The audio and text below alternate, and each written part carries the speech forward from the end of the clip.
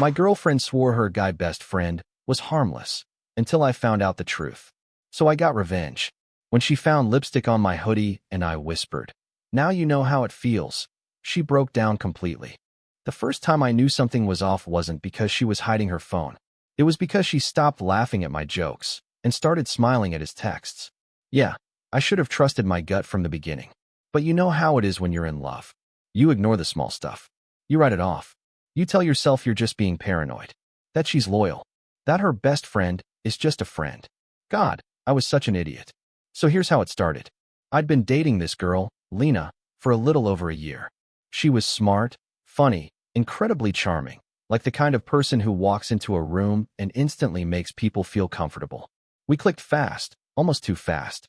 You ever meet someone and immediately feel like they've been part of your life forever? That was her.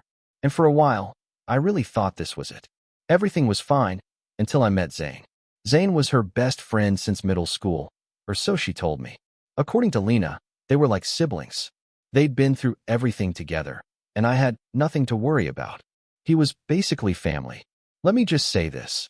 If your partner ever describes someone they text at 1 a.m. as basically family, you need to start worrying immediately.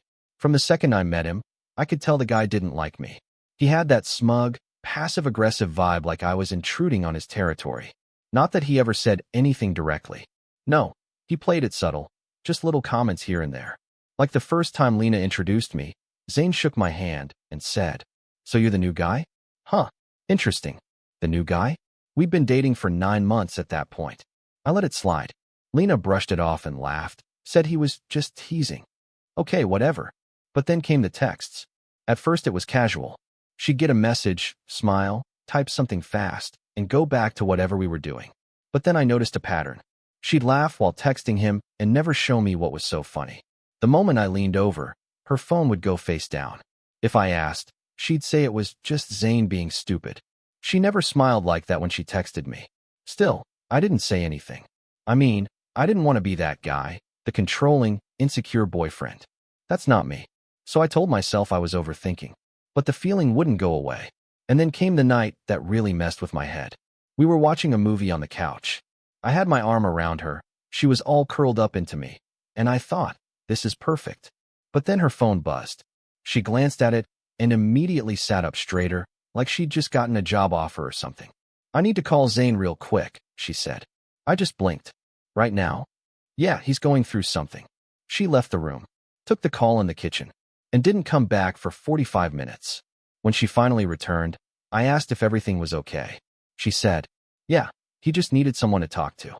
You'd understand if you knew him." But I didn't know him. I knew enough. Enough to feel that I was being played. The next few weeks only got worse. Lena started making excuses not to hang out as much. She was too tired, or had work, or just needed some alone time. Every now and then she'd mention that she and Zane were catching up over drinks, or just going on a friend date. She said it like that too, friend date, like she was daring me to say something. I did. I finally told her how uncomfortable I was, that it felt like she was emotionally checked out, that maybe this friendship wasn't as harmless as she thought. Her response? "Wow, I didn't realize you were this insecure." And then she hit me with the classic, "If you can't trust me, we shouldn't be together." That right there? That's how cheaters flip the script. Make you feel guilty for asking questions. I walked away from that conversation feeling like garbage. I actually started wondering if I was being controlling. But deep down, I knew I wasn't wrong. Something was happening. I just didn't have proof. Yet, I started paying attention. I started connecting dots. She said they were friends. She said I was imagining things. She said I could trust her. But then, one night, she made a mistake. And that mistake changed everything. They always say cheaters slip up eventually. In my case, all it took was one drunk voicemail. And the second I heard it, I knew exactly what I had to do. So let's rewind a bit. After that talk where Lena basically called me insecure and flipped the blame on me, I didn't push it anymore. I acted like everything was fine. I gave her space. Smiled when she mentioned Zane. Nodded when she said she was going to see him. But I wasn't stupid anymore. I wasn't blind. I was watching. And what I saw didn't make me feel crazy. It made me certain. Her phone habits got worse. She was always guarding it, always giggling over messages, and she started putting her screen on do not disturb when we were together. She tilted away from me like I was some nosy stranger.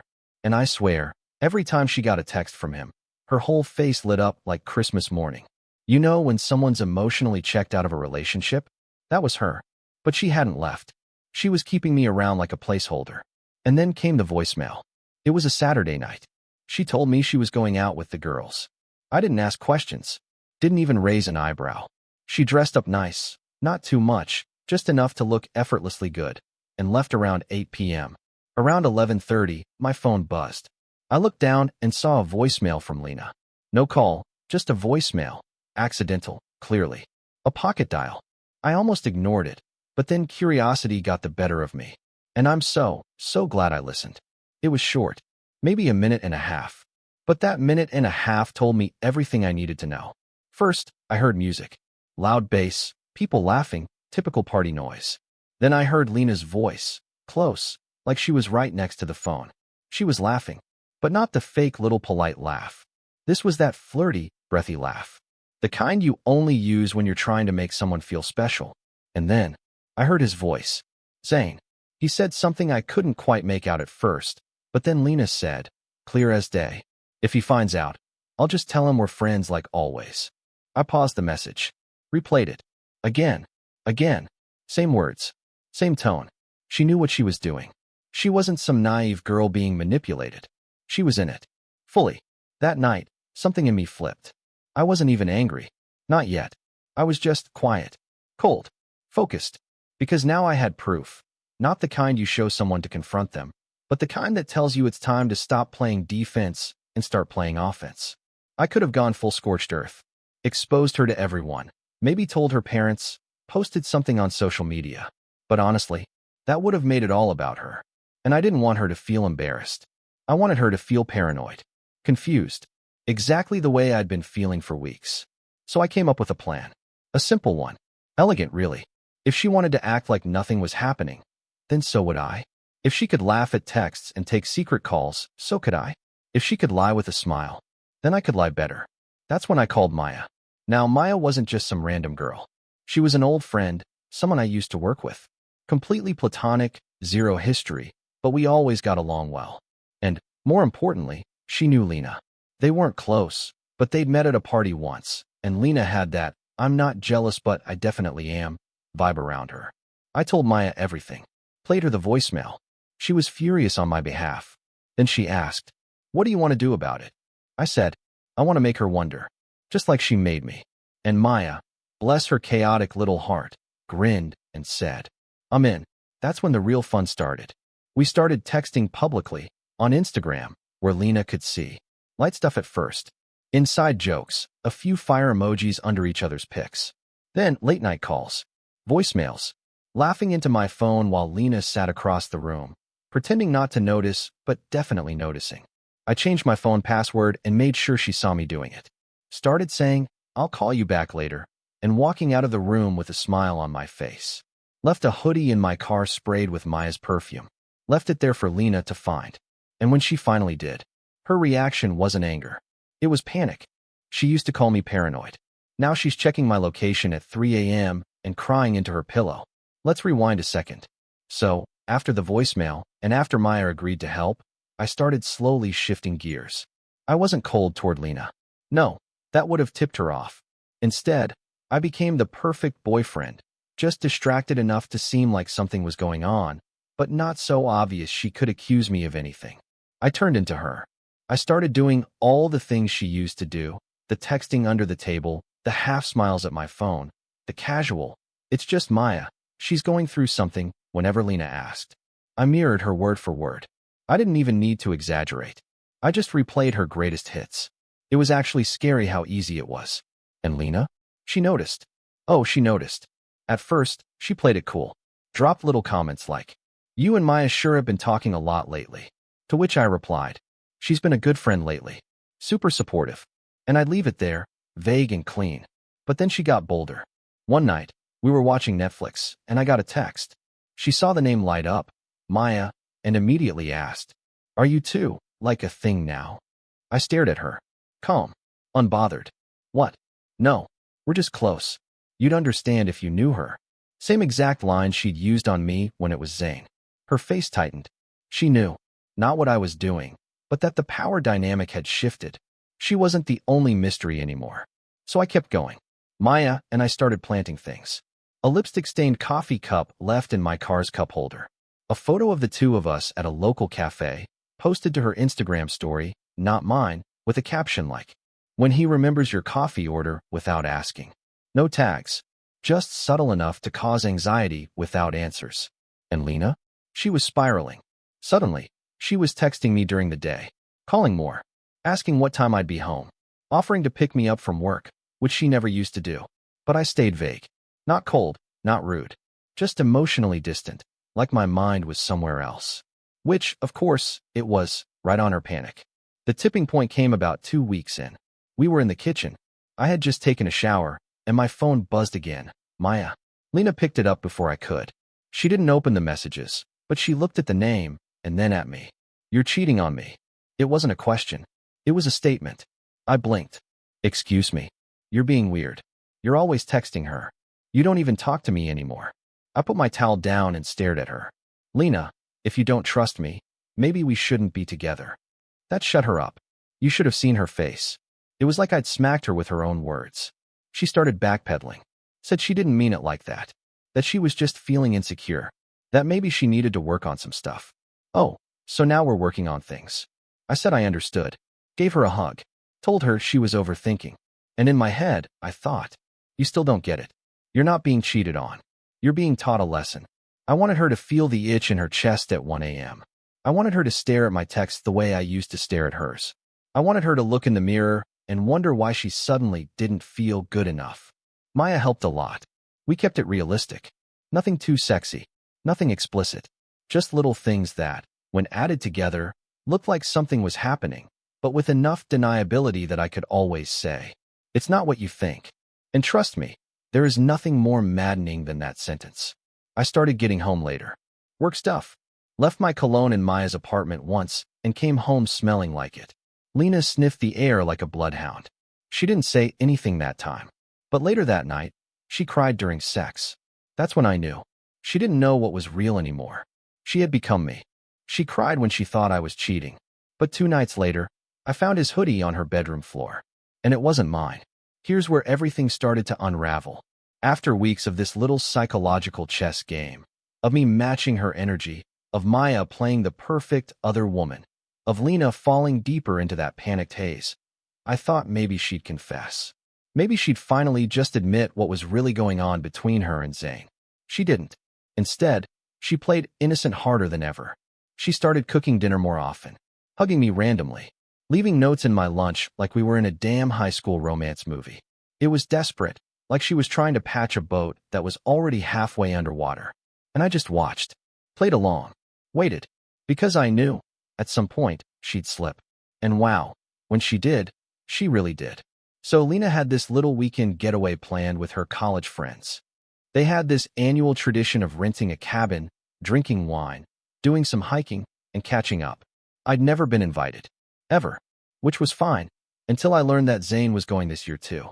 Funny, he never went before. So I asked casually, "Zane's going now?" She paused. "Yeah, well, he's closer with the group now. You know, since we've all been hanging out more." I nodded. "Right? All of you." She smiled. Too hard. She left Friday afternoon. Gave me a kiss like nothing was wrong. Told me she'd barely have signal and would probably be offline for most of the trip. Cool. I didn't text her once. Didn't even check her socials. Because I knew someone who would. See, I had a friend, not Maya this time, someone else, who used to be part of their college circle. She wasn't going on the trip, but she still followed a few people in the group. I hit her up and just asked, "Hey, anyone posting from that cabin trip?" She sent me a screenshot about 20 minutes later. It was a private story. One of Lena's friends had tagged her, nothing obvious. Just a boomerang video of a fire pit, some drinks, and a bunch of people laughing in the background. But there, right in the corner, was Zane. And sitting next to him, too close, with her head on his shoulder, Lena. That alone could have been enough. But then I noticed something else. There was another post. This time from Zane. Just a photo of his hoodie draped over a chair with a caption, "She's always stealing my clothes." He didn't tag anyone. Didn't need to. I knew that hoodie. He wore it the night I met him. I said nothing. I didn't text her. Didn't call. She came back Sunday night, all smiles, acting like the weekend had been peaceful and wholesome. I helped her carry her bag inside. She threw it on the bed while she went to take a shower. And that's when I saw it. Zane's hoodie, folded neatly in her bag. I picked it up, stared at it for a minute, and just smiled to myself. She got out of the shower about 10 minutes later, hair wet, in a towel, humming like nothing was wrong. She walked into the room, saw me sitting on the edge of the bed with the hoodie in my hands, and froze. She didn't even try to lie. It's just a sweatshirt. Right? That's why it smells like cologne I don't wear. Silence. So how long has it been going on? She wrapped the towel tighter, looked down. I don't know. You don't know? It wasn't supposed to happen. There it was. The confession. The one thing I'd waited to hear for weeks. So you did sleep with him? No answer. She just sat down and started crying. I didn't comfort her. I just stood up, hoodie still in hand, and said, "Funny. You really thought I was cheating on you." She looked up, red-eyed and confused. "Wait, Maya." I smiled. "Nope. Maya's just a friend." "But you didn't believe that, did you?" I tossed the hoodie at her feet. She whispered, "Why didn't you say anything? Why didn't you stop me?" And I said, "Because I wanted you to feel it. The suspicion, the doubt, the constant knot in your stomach. The same way I did every time you smiled at your phone and told me it was just your best friend." She begged me to stay, said it was a mistake, that she didn't want to lose me, that she didn't even know why she did it. And that was the thing, she did know. She just thought I'd never find out. But I did. And now, it was my turn to decide how this story ends. She screamed, "It wasn't real." And I looked her dead in the eyes and said, "Neither was mine." So let's talk about that moment. I just dropped the Zane hoodie at her feet. She was sitting on the edge of the bed in a towel, tears running down her face, shaking like someone had just yanked the rug out from under her, which, to be fair, is exactly what I did. Only difference is, she's the one who laid the rug down in the first place. Now, I didn't scream. I didn't cry. I didn't ask her why she did it. I already knew why. Because the truth is, people don't accidentally fall into each other's beds. They make choices. She chose to lie. She chose to gaslight me. She chose to protect her little emotional affair with Zane like it was sacred, until it wasn't just emotional anymore. And now she was here, unraveling. She stood up suddenly, like something inside her snapped, and she started talking. Fast. Desperate. The kind of rambling that's 10% truth and 90% damage control. It didn't mean anything. I swear. It wasn't even good. It was a mistake. I was confused, and you were acting so cold and weird, and I didn't know where we stood. I raised my hand. "Lena, stop." She froze. Silent. I sat back down, leaned forward a little, and looked at her. Not angry, not broken. Just tired. "You want to know the real reason I was acting different?" She nodded. Slowly, almost afraid of what I'd say next. "Because I knew. I knew weeks ago. About you. About Zane. About all of it." Her mouth opened like she was going to lie again, but I didn't give her the chance. "You left me a voicemail that night. Remember? The girls' night? You accidentally called me and left your phone recording for over a minute." Her eyes went wide. "I heard the music. I heard you laugh. I heard you tell him. If he finds out, I'll just say we're friends like always." Boom.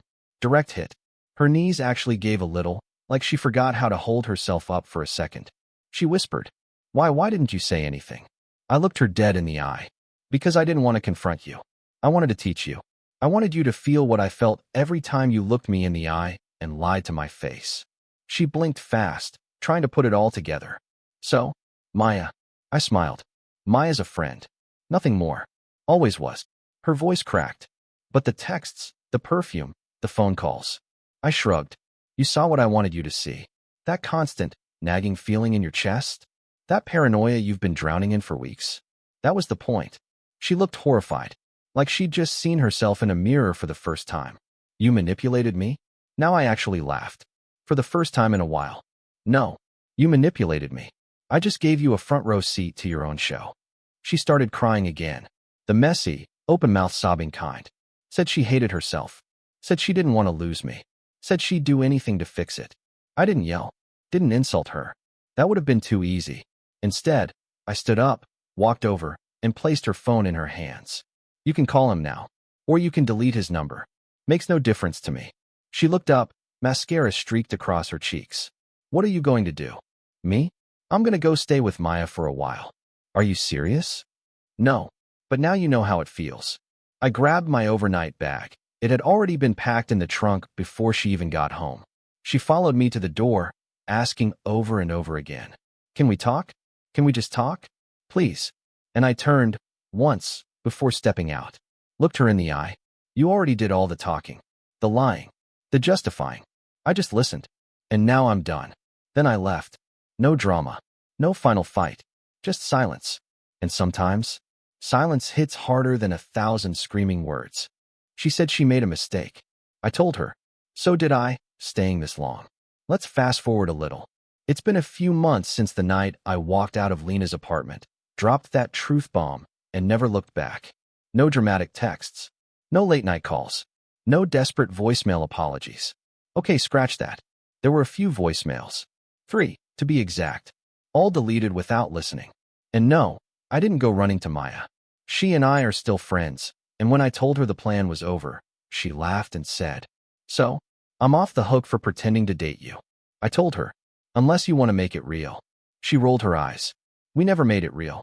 And that was fine. Because this whole thing, it wasn't about falling for someone new. It was about finding myself again. See, when you're stuck in a relationship where you're constantly being made to feel like the bad guy, for having instincts, for asking questions, for noticing red flags, you start to lose your grip on reality. You start second-guessing everything.